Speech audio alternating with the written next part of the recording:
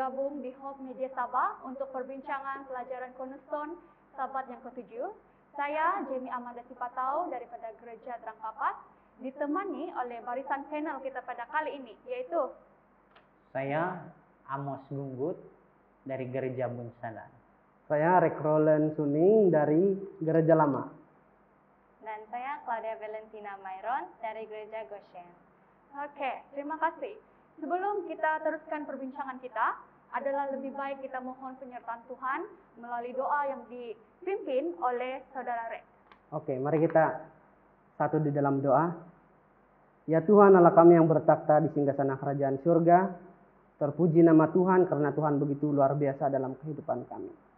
Saat ini Tuhan, kami akan memulai pembelajaran kami Cornerstone. Harapan kami saat ini, kiranya Roh Kudus Tuhan, malaikat Tuhan dan Tuhan sendiri memberi hikmat kepada kami, supaya kami benar-benar mengerti akan firman Tuhan lewat pelajaran Cornerstone hari ini, dan juga kami boleh mengaplikasi apapun pelajaran yang akan kami dengar sebentar nanti. Tolong ampuni kami orang berdosa Tuhan, kami mau serahkan doa kami di dalam nama Yesus Kristus. Amin. Amin. Terima kasih atas layangan doa tersebut. Oke. Tanpa membuang masa, kita teruskan dengan perbincangan pelajaran kita pada kali ini yang bertajuk Siapakah Yesus? Nah, tajuk ini sangat menarik untuk kita bincangkan. Tapi sebelum itu, saya akan membaca ayat kunci yang terdapat dalam Yohanes 8 ayat 12. Berfirman, maka Yesus berkata pula kepada orang banyak, katanya, Akulah terang dunia. Barang siapa mengikut aku, ia tidak akan berjalan dalam kegelapan, melainkan ia akan mempunyai terang hidup. Baiklah, untuk ayat flashlight kita minta Saudari Claudia untuk jelaskan. Oke, flashlight kita ada diambil dari buku Kerinduan Segala Zaman dalam muka surat 464. Ia mengatakan, Tuhan itulah terang, dan dalam perkataan Akulah terang dunia, Kristus menyatakan keesahannya dengan Tuhan, serta hubungannya dengan segenap keluarga manusia. Ialah yang pada mula pertama telah menyuruh dalam gelap akan terbit terang. Dalam 2 Korintus 4 ayat 6. Ialah terang matahari, bulan dan bintang. Ialah terang rohani dalam lambang, bayangan dan nubuat telah bersinar pada Israel. Sebagaimana sinar matahari menebus ke pelosok-pelosok bumi yang terjauh, demikian juga terang matahari kebenaran bersinar kepada setiap jiwa. Jadi kalau kita tengok tajuk dia balik, siapakah Yesus? Melalui ayat kunci yang dibaca oleh Amanda, sudah jelas mengatakan Yesus itu, dia mengatakan diri dia sendiri, Akulah terang dunia. Tetapi untuk mengenal Yesus lebih dalam lagi, mari kita terus dengar pelajaran ini yang sangat menarik. Oke, terima kasih Saudari Claudia. Oke, sekarang kita beralih kepada inti cerita. Apakah inti cerita dalam pelajaran kita pada kali ini? Mungkin boleh diterangkan dengan lebih lanjut oleh Saudara Amos. Oke, terima kasih Saudari Jamie. Inti cerita kita pada hari ini terdapat di dalam Yohanes pasal 7. Kalau saya tidak salah ya. Yang bertajuk Yesus pergi ke Yerusalem untuk hari raya Pondok Daun. Pondok Daun. Kita boleh lihat di pasal 7. Dan di dalam buku komentar Ellen G. White, dalam setiap tahun orang Yahudi ini ada 3 perayaan yang wajib mereka lakukan. Yang pertama pesta, kedua hari perdamaian, ketiga Pondok Daun. Dan Pondok Daun ini adalah hari raya untuk bersukaria, peringatan mereka di belantara, ketika mereka berkemah di padang belantara, orang Israel ini. Dan pada waktu itu, pada waktu perayaan ini, saudara-saudara Yusuf ataupun anak-anak Yusuf selain Yesus, dikatakan dalam buku komentar Ellen G. White, bermaksud Yesus ada adik lagi, adik yang manusia, tetapi Yesus ini suci, lahir daripada suci kan, bukan melalui hubungan intim. Oke. Kita lanjut. Ketika adik-adik Yesus bawa dia pergi ke hari raya Pondok Daun ini, Yesus bilang belum tiba waktunya pergi ke sana. Dan adik-adik dia ini lagi, saudara-saudara dia kasih kuat lagi. Di sana paling sesuai kamu kasih sampai firman Tuhan, karena engkaulah yang berkuasa, engkau harus tunjukkan kemuliaan kau di sana supaya orang semua percaya dan engkau akan jadi raja. Itulah yang dipikirkan oleh saudara-saudara Yesus ini. Yesus tidak berpikir seperti itu.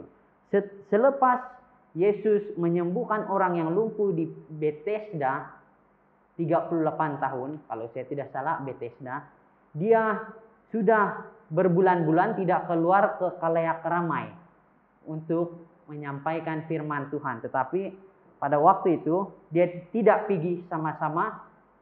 Dia punya saudara-saudara pergi di perayaan Pondok Daun di Yerusalem. Tetapi setelah saudara dia ini jalan, Yesus pun jalan, tetapi bukan ikut jalan orang banyak. Dipisuk-pisuk, kalau bahasa kami lah, dipisuk-pisuk kan, ikut pisuk-pisuk supaya orang tidak nampak. Jalan tikus kan? Jalan tikus. Nah, setelah ikut jalan tikus, dia satu orang, sebab kalau dia jalan ramai, orang ramai akan berkumpul tempat dia, dan seolah-olah sampai di sana ini ada satu demokrasi yang membuatkan orang imam-imam di sana sangat marah dan mau menentang Yesus sangat-sangat. Itulah sebab Yesus berjalan di pisuk-pisuk. Hingga tiba waktu dia naik sampai di sana, tinggal tunggu waktu yang sesuai untuk menyampaikan firman Tuhan. Dia naik di pesta di atas pentas dan menyampaikan firman Tuhan. Orang semua di sana heran. Inilah Yesus Mesias. Ada juga yang cakap dia ini penyesat orang-orang.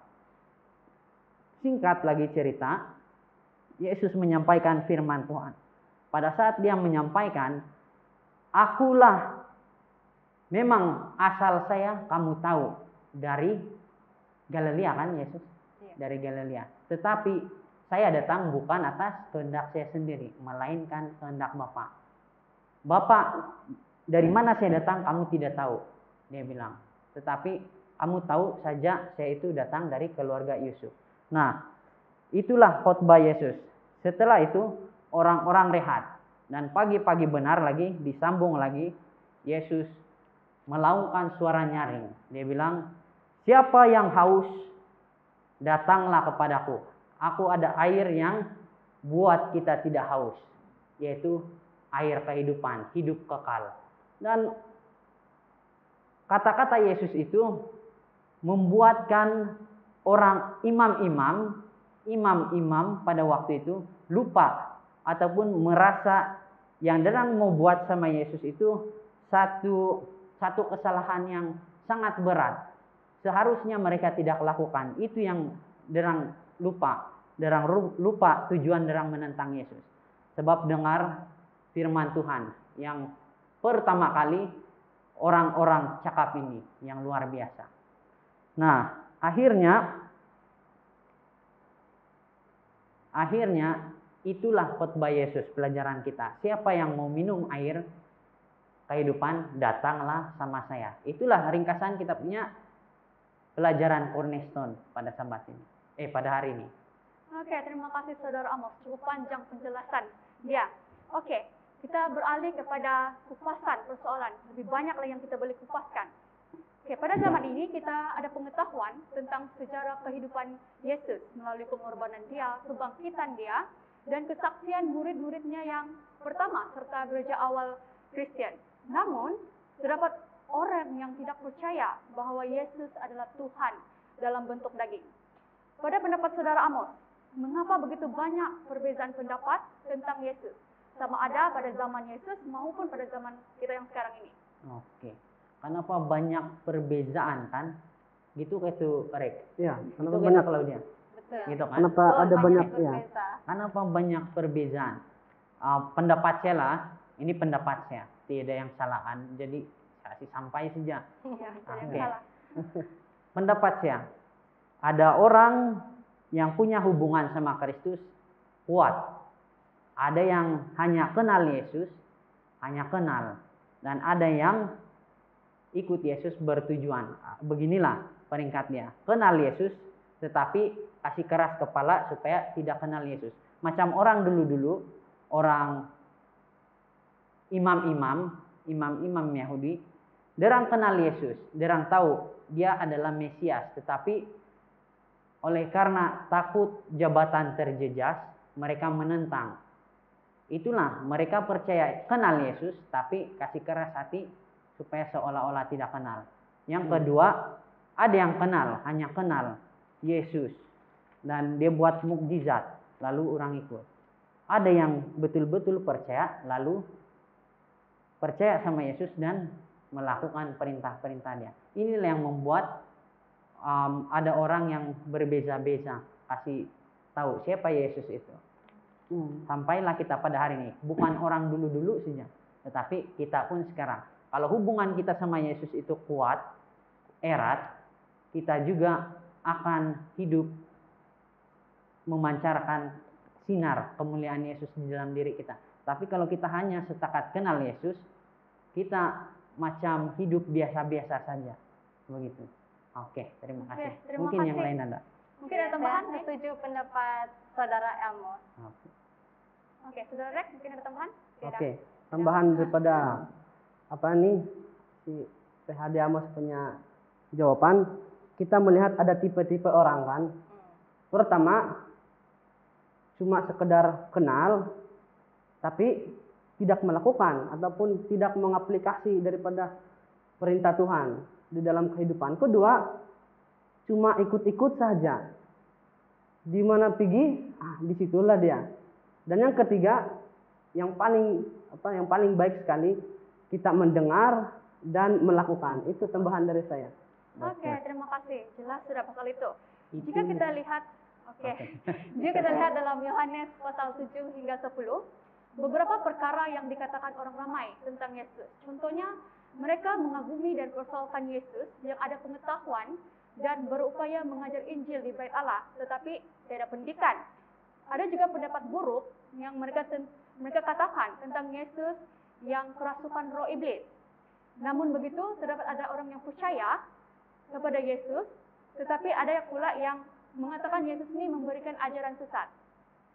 Kebanyakan orang Yahudi masa itu, mereka tidak percaya dan menolak untuk percaya kepada Yesus. Pada pendapat Saudara Rex, apa sebab utama orang Yahudi berasa saksi bahwa Yesus adalah Mesias mereka? Dan apakah sistem yang digunakan oleh orang Yahudi supaya boleh menerima Yesus sebagai Mesias? Oke, terima kasih. Soalan yang sangat baik juga untuk kita sama-sama pelajari hari ini. Power, sebab mengenai siapakah Yesus kan? Ya. Nah, inti cerita kita kasih tahu Yesus ini dia Amos sudah sampaikan tadi, dia berkhotbah, tapi semua orang heran. Dari mana dia tahu dia tidak pendidikan? Kan? Jadi persoalan di sini, apa sebab utama orang-orang Yahudi berasa sanksi kepada Tuhan, kepada Yesus adalah Mesias mereka? Mereka berasa sanksi, pertama sekali tadi, dia tidak pernah dilihat orang-orang imam-imam di gereja ataupun ya orang-orang yang belajar pendidikan tinggi-tinggi mengenai mengenai rohani, tiba-tiba mengetahui hal demikian. Pertama, mereka sanksi. Kedua, dari kitab Perjanjian Lama lagi memang Nabi Yesaya bernubuat mengenai lahir seorang penyelamat Israel. Lahir seorang pemerintah Israel. Di dalam pikiran bangsa Yahudi ataupun Israel ini, sampai kepada perjanjian baru, mereka selalu menanti-nantikan lahirnya seorang anak yang memberikan kemenangan. Ya, artinya Yesus punya kelahiran itu haruslah lahir daripada orang bangsawan, keturunan Raja Daud, kan? Tetapi kelahiran Yesus kita sama-sama tahu di kandang. Kandang apa? Apa itu? Sapi. Ya, kambing, domba, sapi. Dan ketika kelahiran Yesus di sana, dia mengambil rupa sebagai seorang hamba. Kan sangat rendah. Sangat, kalau di tempat kita sekarang ini seorang khadam, dia lahir daripada keluarga khadam, kan? Tapi yang soalan yang ditanyakan oleh saudari Jamie, ya, dia tanya kenapa orang Yahudi berasa sangsi. Jadi inilah kenapa orang berasa sangsi kepada Yesus, sang juru selamat ataupun Mesias. Pertama, kedua, apa sistem yang digunakan oleh orang Yahudi supaya mereka boleh menerima Yesus sebagai sebagai Mesias. Berbicara mengenai bangsa Yahudi, orang-orang Yahudi, imam-imam. Diorang tertumpu pekerjaan dorang ini cuma di bait Allah. Okay? Di bait Allah dan memimpin orang-orang supaya mengenal Tuhan. Tetapi cuma tertuju pada hukum Taurat. Kan? Sistem yang bangsa Yahudi ataupun imam-imam gunakan adalah sistem yang digunakan oleh Musa ataupun strict. Meludah hari Sabat tidak boleh. Jalan-jalan hari Sabat tidak boleh. Apatah lagi melakukan aktiviti-aktiviti. Jadi ini adalah sistem yang digunakan orang Yahudi. Tetapi ketika Yesus datang di dunia, dia ubah itu hukum Taurat yang strict tadi dengan kasih. Dia bilang, Tuhan, hari Sabat petik, dia bilang sama murid-murid dia, hari Sabat petiklah buah untuk kita makan.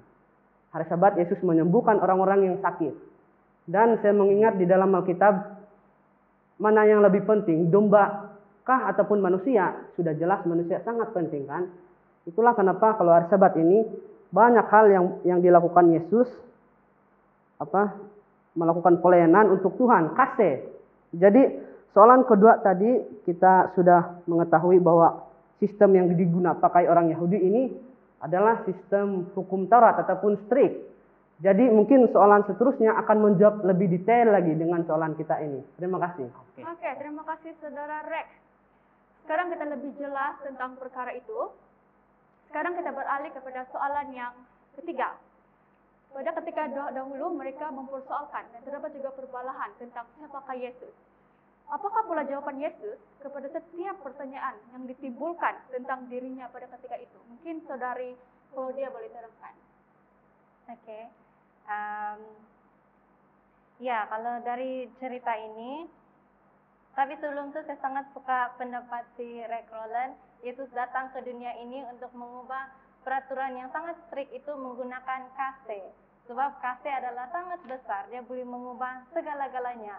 Hati yang keras pun boleh jadi lembut kalau kita berikan kasih. Ya. Jadi thank you kepada pendapat itu. Ya. Apakah jawaban Yesus kepada setiap pertanyaan yang ditimbulkan mengenai dia? Dalam itu cerita, ada orang yang berkata-kata, dia bilang, orang ramai berkata, tetapi tentang orang ini kita tahu dari mana asalnya. Orang tahu siapa Yesus, siapa ibu bapa dia, siapa ibu dia Maria, siapa bapa dia, pekerjaan bapa dia pun orang tahu, yaitu tukang kayu. Tetapi orang ramai itu mengatakan, tetapi bila mana Kristus datang, tidak ada seorang pun yang tahu dari mana asalnya.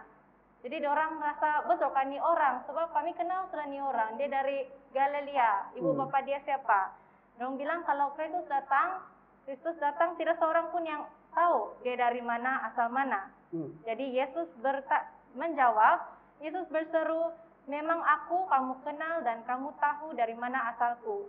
Namun aku datang bukan atas kehendakku sendiri, tetapi aku diutus oleh Dia yang benar yang tidak kamu kenal. Aku kenal Dia, sebab aku datang dari Dia, dan Dialah yang mengutus aku.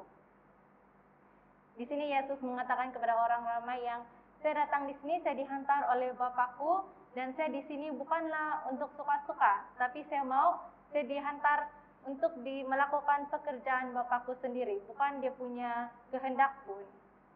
Dan ketika itu orang ramai masih bertanya-tanya, adakah dia Mesias, adakah dia bukan? Dan Yesus pun berseru sekali lagi, mengatakan, barang siapa haus, baiklah ia datang kepadaku dan minum. Barang siapa percaya kepadaku, seperti yang dikatakan oleh kitab suci, dari dalam hatinya akan mengalir aliran-aliran air hidup. Nah, dari kata itu Yesus menjawab soalan mereka. Yesus secara tidak langsung mengatakan ialah Mesias, sebab siapa yang mau minum air kehidupan dan dia akan hidup selama-lamanya. Datanglah kepadaku, dia bilang. Datanglah kepadaku, sebab saya akan kasih kamu air yang lepas kamu minum tidak akan haus lagi. Dan itu adalah firman Tuhan. Kalau kita mau mengenali Tuhan, datanglah kepada Dia.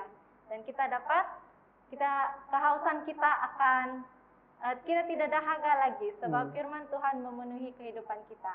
Amin. Amin. Tapi sebelum itu saya ada tambahan. Oke, boleh. Terima kasih. Sedikit. Saya ada tambahan. Bukan Yesus mengubah hukum, tapi dia memperjelaskan. Dia dia kasih jelas tuh hukum, bukan dia ubah. Minta maaf. Dia bukan ubah hukum 10 itu, tetapi dia kasih jelas. Hukum ini harus dengan kasih. Ya. Kasih, bukan dia kasih ubah. Hukum Yahudi, dia hampir bercanggah dengan hukum 10. Sebab hukum Yahudi itu hari Sabat banyak yang tidak boleh buat kan. Iya, betul. Iya. Jadi itulah dia memperjelaskan, dia kasih cerah. Iya. Dia kasih cerah lah, bukan dia ubah. Iya. Ya, Oke. bukan ubah. Sorry, kami ada kesalap gitu. Oke. Ya, oke. Oke, terima kasih Saudari Claudia dan tambahan daripada Saudara Amos. Oke, kita beralih kepada soalan yang seterusnya. Berdasarkan cerita juga, kita lihat bahwa para pemimpin agama begitu marah kepada Yesus sehingga mereka merancang untuk membunuh Dia. Pada pendapat para panel, mengapa hal tersebut berlaku? Mungkin boleh dimulakan oleh Saudara Amos. Apa soalannya itu saya lupa sudah. Oke. Berdasarkan cerita kan, kita lihat para pemimpin agama ini begitu marah dengan Yesus sehingga dorang merancang untuk membunuh Yesus. Mengapa hal tersebut berlaku? Oke.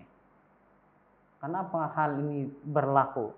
Sebab kita ada juga dengar tadi kan, dia bilang derang punya pangkat terjejas. Para pemimpin agama pangkat derang terjejas. Sebab Yesus datang bawa banyak orang, menarik banyak jiwa datang sama dia. Dan sedikitlah orang mau pergi tempat para imam. Dan sedikitlah persembahan yang derang dapat untuk kehidupan sehari-hari mungkin. Dan itulah yang menjejaskan mereka. Itu pendapatnya. Oke, terima kasih. Mungkin ada tambahan dari Saudari Claudia. Kalau pendapat saya, itu orang-orang Yahudi marah dengan Yesus sehingga dorang mau membunuh Dia, melempar batu. Sebab Yesus menyatakan bahwa Dialah Mesias dan Dia menyamakan diri Dia dengan Allah. Dan di sana orang Yahudi kepercayaan mereka tercabar sebab mereka merasakan, inikah Tuhan kami, inikah Mesias, orang yang tidak berpendidikan tapi banyak pengetahuan Dia. Dan bila mana Yesus memberi pelajaran di Bait Suci, semua orang mendengar. Dari mana saja semua orang datang akan terberhenti dan mendengar dia punya pelajaran. Dan di sana tuh orang Yahudi, saya rasa orang rasa jealous lah nih kan, sebab Yesus lebih banyak orang mendengar daripada mereka. Dan orang rasa kami status kami dalam masyarakat lebih tinggi. Dan Yesus adalah orang biasa-biasa, orang bukan siapa-siapa. Dan di sana dorang rasa, ya jealous lah. Betul. Dan sanalah dorang macam lagi marah. Sebab Yesus sentiasa mengkritik ayat dia tu. Sebab kalau orang Yahudi terjatuh handkerchief dia pun tidak boleh ambil. Nanti itu adalah satu pekerjaan pada hari Sabat. Tapi Yesus memberi dorang pemahaman yang lebih tepat, itu bukan begitu cara dia untuk berbakti pada hari Sabat, bukan dengan secara drastis. Dan banyaklah Yesus bagi contoh-contoh yang orang ramai senang untuk menerima daripada peraturan-peraturan orang Yahudi. Nah, itu dari pendapat saya. Oke, terima kasih Saudari Claudia. Mungkin Saudara Rex ada tambahan lagi? Oke, terima kasih. Ya, dia punya persoalan tadi juga sangat baik, di mana itu itu soalan berbunyi apa gitu? Kenapa pemimpin agama marah sekali sama Yesus sampai mau bunuh dia. Jadi kita sudah dengar penjelasan daripada Amos dan juga saudari Claudia memberikan kita jawaban yang betul sekali. Pertama, ini pemimpin-pemimpin agama ini ataupun orang-orang Farisi, ahli-ahli Taurat, imam-imam. Kenapa dorang rancang untuk membunuh Yesus? Sebab pertama, mereka sangat takut kalau jabatan mereka ini direbut oleh seorang yang rendahan, bawahan. Kan? Oleh karena mereka ini dikatakan orang-orang yang dihormati oleh karena pemimpin agama, jadi mereka mau rancang bunuh Yesus, kasih musnah dia supaya dong punya jabatan terus ada. Dan kedua, dorong iri hati kan? Iya. Bilang saudari Claudia, kenapa iri hati? Sebab ketika contohnya kedua orang ini ataupun kedua person ini, imam-imam, ahli-ahli Farisi dan yang lain-lain, dibandingkan dengan Yesus, banyak yang mau ikut Yesus. Dikatakan di dalam 4 Injil, kitab 4 Injil, berbondong-bondong datang pada Yesus. Kita tahu berbondong-bondong itu macam mana? Mungkin berlambak kan? Sini penuh ya, gini. penuh ini. Berapa kampung datang? Kalau pahaman kita lah. Ya. Nah, dirang cemburu karena kenapa kita buat kebaktian di sini? Di sana lagi banyak. Ini adalah persembahan kita. Kan? Boleh jadi kan? Boleh. Nah, itulah kenapa mereka merancang membunuh Yesus. Dan tambahan dari saya sendiri, karena di mata orang-orang Farisi ini menganggap Yesus penyesat. Kenapa penyesat? Oleh karena di dalam hukum Taurat yang dorang pegang selama ini berbeza dengan cara Yesus melayani di dunia. Yesus bilang di pelajaran inti cerita kita hari ini, dia berdiri tiba-tiba mengatakan, sayalah di dalam kita punya inti cerita, dia berdiri, Saya memang kamu kenal. iya, Begitu nggak? ini. Dan pada hari terakhir, yaitu puncak perayaan, Yesus berdiri dan berseru, barang siapa haus, baiklah ia datang kepadaku dan minum. Barang siapa percaya kepadaku, seperti yang dikatakan oleh kitab suci, dari dalam hatinya akan mengalir aliran-aliran hidup. Artinya apa? Yesus kasih tahu orang-orang di sana, saya yang kamu harus sembah. Tapi pada masa yang sama, ini sangat menentang oleh ajaran orang-orang Farisi ataupun imam-imam di sana. Oke, terima kasih sebab inilah jawaban dari saya. Kembali kepada moderator. Oke, terima kasih atas pendapat daripada para panel. Nah, sekarang kita lebih jelas kenapa para pemimpin agama begitu marah dengan Yesus. Sebab mereka terasa terancam, iri hati, dan juga mereka mengatakan Yesus ini memberi ajaran sesat. Betul kan? Oke, seterusnya kita beralih kepada soalan yang seterusnya. Jika kita teliti kepada tulisan Ellen G. White di dalam buku Kerinduan Segala Zaman, muka surat 453, menerangkan dengan menggunakan berbagai gambaran. Ia, yaitu Yesus, menggambarkan para pendengarnya tentang malapetaka yang akan dialami oleh semua orang yang menolak berkat-berkat-Nya yang dibawa oleh Yesus kepada mereka. Sedapat-dapatnya, Yesus telah memberikan mereka bukti bahwa Ia datang daripada Tuhan dan mengadakan usaha untuk membawa mereka kepada pertobatan. Jadi persoalan di sini, apakah beberapa bukti dalam Alkitab tentang ketuhanan Yesus? Dan bagaimanakah cara yang mungkin dari kamu yang boleh kamu katakan orang lain yang sedang berjuang untuk menerima Yesus sebagai Tuhan dan Juru Selamat? Mungkin boleh dimulakan oleh Saudara Rex? Oke, terima kasih. Terima kasih atas soalan yang begitu baik sekali untuk kita. Apa cara kita membuktikan bahwa ketuhanan Tuhan Yesus itu benar? Oke. Jadi pelajaran kita hari ini juga adalah salah satu cara kita mengetahui bagaimana Yesus datang ke dunia ataupun ketuhanan Yesus, Trinitas Allah memberitahukan kepada kita. Kalau kita bercakap mengenai Trinitas, kita dalam pikiran kita terbayang Allah Bapa, Allah Anak, yaitu Yesus sendiri, dan Roh Kudus yang berada di dalam hati kita sekarang ini. Nah, jawaban pertama daripada soalan macam mana kita mau membuktikan ketuhanan, jawaban simpel saja, kembali kepada Alkitab. Oke. Di dalam Alkitab, kalau kita baca Kejadian sampai Maleakhi, Matius sampai Wahyu, di sana yang paling jelas sekali adalah rencana penyelamatan Allah untuk umat-umat manusia. Kan? Nah, di banyak kitab-kitab yang menjelaskan kepada kepada bukti ketuhanan Allah, tetapi saya mau bawakan kita satu ayat saja, yaitu di dalam Yohanes 1 ayat 1 dan 2 dan 3. Pada mulanya adalah firman, firman itu bersama-sama dengan Allah dan firman itu adalah Allah, bukti yang sempurna. Kedua, ia pada mulanya bersama-sama dengan Allah. Ketiga, segala sesuatu dijadikan oleh Dia dan tanpa Dia tidak ada suatu pun yang telah jadi dari segala yang telah dijadikan.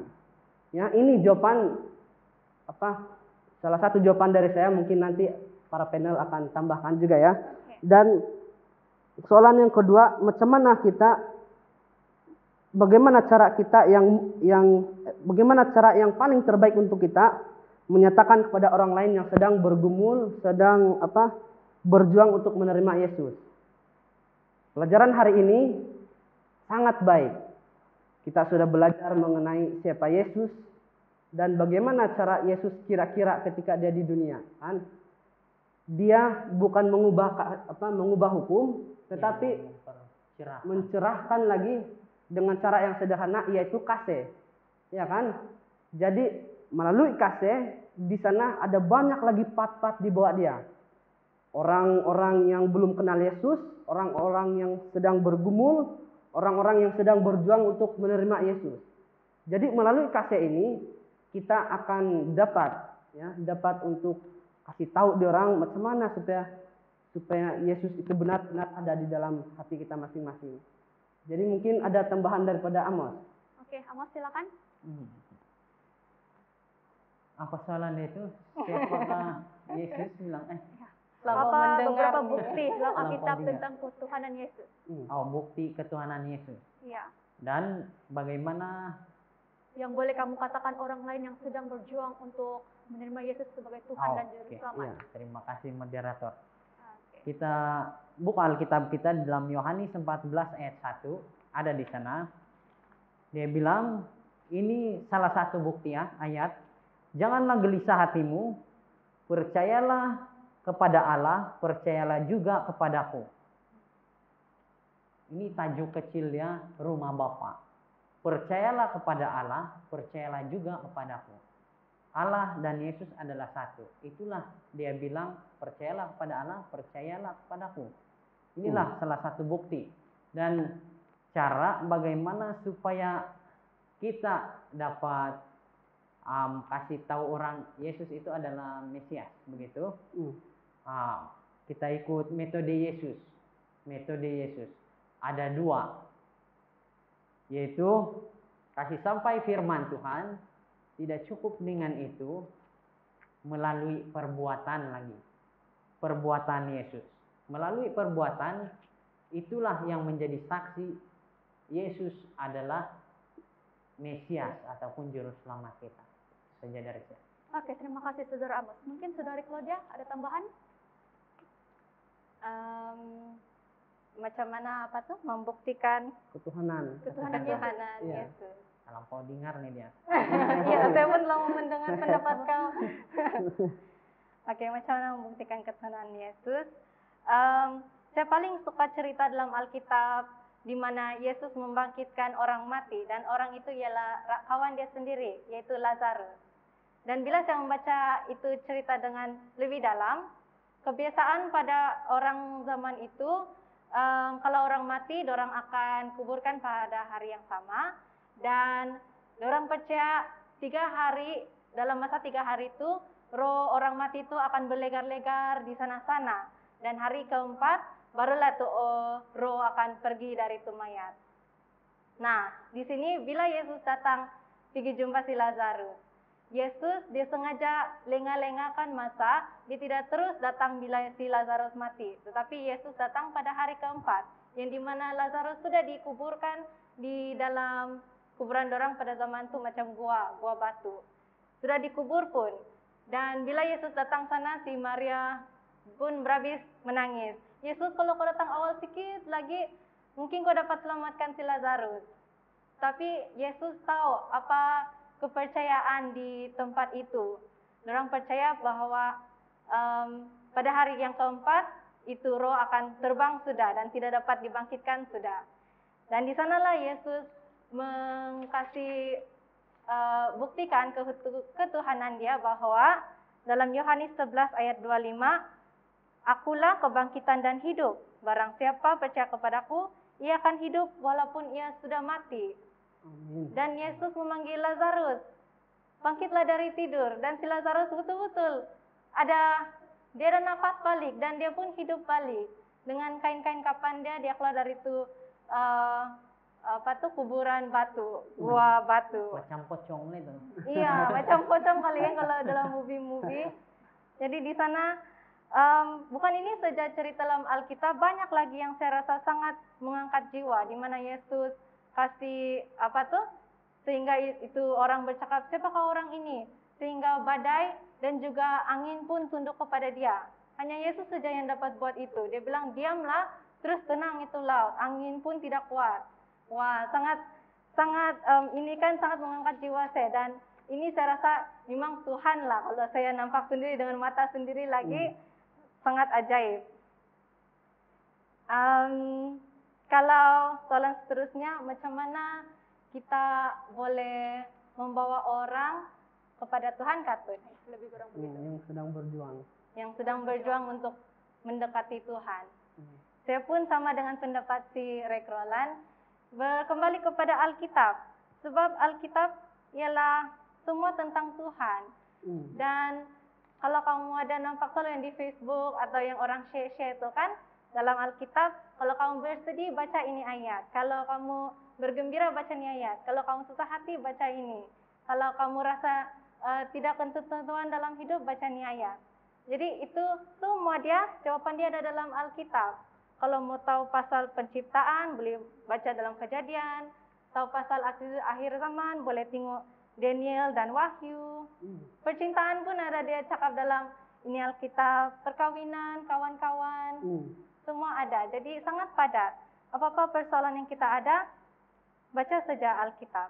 Tetapi kalau saya pesanan yang selalu saya share sama orang, sebelum kita baca Alkitab, kita berdoa, biar Roh Kudus yang pimpin kita, supaya kita bukan guna pengetahuan kita sendiri. Sebab kadang-kadang penuh salah tafsir tuh kan. Terus kalau dipimpin oleh Roh Kudus, dia akan bantu kita untuk lebih memahami apa yang tuh ayat coba katakan. Jadi berdoa sebelum membaca Alkitab, minta Roh Kudus pimpin kita. Itu saja sharing dari saya. Oke, terima kasih atas sharing para panel. Nah, jawaban dia Alkitab lah, segala persoalan kita tentang Yesus. Oke, seterusnya kita berada di penghujung perbincangan sudah. Sebagai ringkasan, kita minta sesiapa para panel yang boleh merumuskan tentang keseluruhan perbincangan kita pada kali ini. Siapa-siapa saja boleh mulakan. Oke, dimulai dengan saya Laki. Jadi di dalam inti cerita kita hari ini, dalam pembelajaran kita mengenai cornerstone untuk pelajaran ini, kita sudah mengetahui siapa Yesus. Ya, siapakah Yesus? Jadi kembali kepada cerita yang sudah kita bahas panjang lebar tadi, Yesus adalah kasih. Ya. Betul kan? Kasih. Tuhan sangat mengasihi kita. Inilah yang separuh daripada simpulan saya untuk pembelajaran inti cerita kita kali ini. Yesus adalah kasih. Jadi di dalam 2 Korintus 4 ayat 6 berkata, sebab Allah yang telah berfirman, dari dalam gelap akan terbit terang. Ia juga yang membuat terangnya bercahaya di dalam hati kita, supaya kita beroleh terang dari pengetahuan tentang kemuliaan Allah yang nampak pada wajah Kristus. Amin. Amin. Jadi melalui ayat ini, kita boleh belajar bersama, belajar lebih dalam lagi, dan ada aplikasi yang baik untuk kita. Ya, macam mana untuk kita memberikan Yesus kepada orang lain, macam mana untuk kita saling mengasihi, dan di dalam inti cerita kita juga memberitahu kita peristiwa. Ya, peristiwa yang saya rasa bagus juga kita review balik. Mungkin sudah lupa sudah kan? Ya. Jadi puji Tuhan. Inilah ringkasan dari saya. Mungkin ada lagi? Mungkin ada tambahan, Ya. Saudara Amos? Oke, tambahan sedikit lah kan, Oke, tidak boleh boleh. banyak kan. Boleh juga kalau mau. Oke. Siapa Yesus itu? Itu kan tajuk kita tuh. Ya. Ya, Siapa Yesus? Hmm. Kita boleh jawab di dalam diri kita masing-masing. Siapa Yesus itu?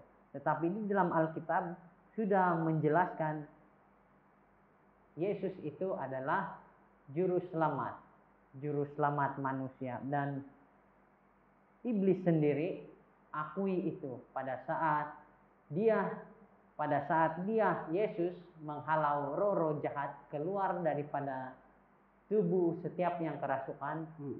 Dia cakap begini, engkau anak Allah. Itulah pengakuan iblis. Dan ini saja saya punya ringkasan. Oke, terima kasih. Mungkin Saudari Claudia ada tambahan sedikit? Ya, saya pun setuju pendapat dorang dua. Jadi berbalik juga kepada ayat kunci kita, siapakah Yesus? Di sini dalam Yohanes 8 ayat 12, Yesus berkata, akulah terang dunia. Barang siapa mengikut aku, ia tidak akan berjalan dalam kegelapan, melainkan ia akan mempunyai terang hidup. Nah, bukan saja Yesus terang dunia, Yesus juga adalah kasih, Yesus juga adalah roti kehidupan, Yesus juga adalah jalan kebenaran, dan banyak lagi jika kita membaca Alkitab.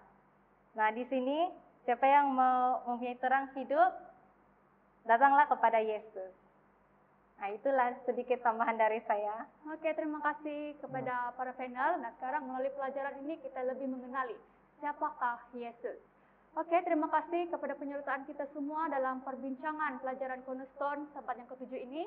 Semoga kita diberkati dengan pelajaran firman Tuhan dan menguatkan lagi iman kita kepada Yesus Kristus. Untuk mengakhiri perbincangan kita pada kali ini, saya minta Saudara Amos untuk memimpin dalam doa tutup. Mari kita tunduk kepala, kita berdoa. Tuhan Maha Besar yang bertakhta di surga, terima kasih Tuhan atas kesempatan ini kami dapat berkumpul, mendengar, dan berdiskusi bersama Sekolah Sahabat Cornerstone Belia Tuhan. Terima kasih Tuhan atas kesempatan ini yang sudah Engkau berikan kepada kami. Ampunilah dosa kami agar kami layak di hadapan-Mu. Berkatilah mereka yang sudah mendengarkan firman-Mu ini agar ini menjadi hikmat kebijaksanaan lebih takut akan Tuhan. Persiapan kami untuk menantikan kedatangan-Mu yang kedua kali. Siapa Yesus itu Tuhan? Itu ada di dalam hati kami masing-masing. Ada jawabannya di dalam hati kami masing-masing. Biarlah kami merespon tangan Tuhan. Siapa Yesus itu di dalam hati kami masing-masing.